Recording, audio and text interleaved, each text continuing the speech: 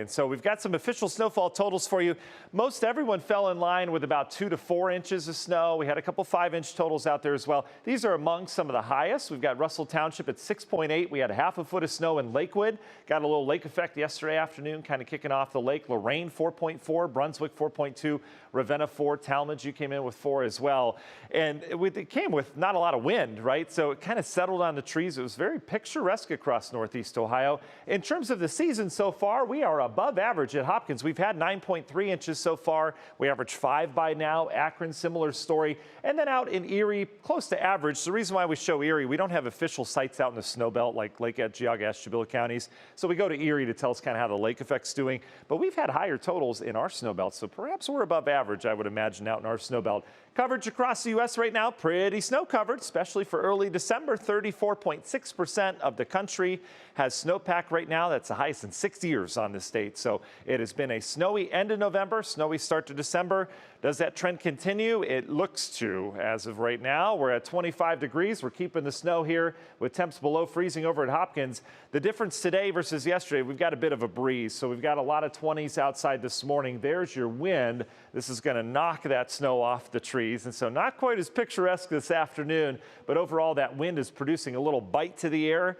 Feels more like the upper single digits and low to mid teens when the wind blows. So again, bundle up as you're heading out. That's the number you need to plan for. Yeah, we're cold across the Great Lakes, but look off towards the north, Duluth, Minneapolis.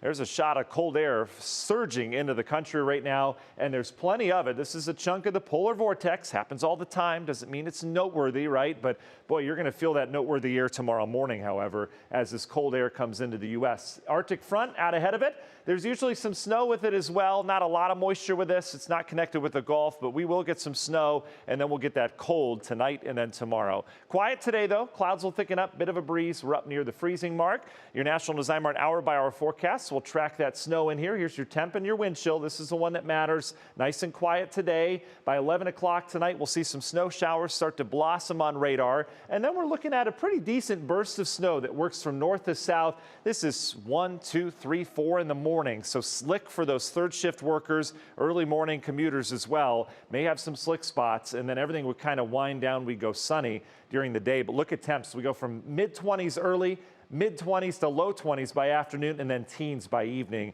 It's going to feel more like 0. That cold air will be here by afternoon and evening.